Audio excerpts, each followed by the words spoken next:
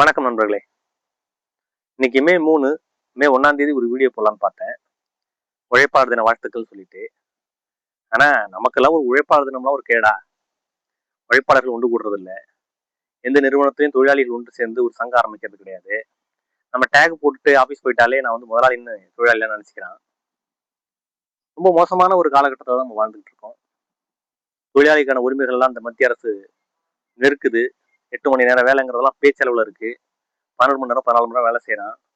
But அந்த நெருக்கடிக்குள்ள எப்படியாவது நம்ம ஒளிஞ்சு வாழ்ந்துடலாமா அப்படின்னு தான் யோசிக்கிறான ஒழிஞ்சு, நம்ம தொழிலாளியா ஒன்று சேர்ந்து நம்ம உரிமைகள் கொடுக்கப்படுது, இதுக்கு எதிராக போராடணும் அப்படிங்கிற எந்த ஒரு அக்கறையும் பெருவாரியான மக்களுக்கு கிடையாது.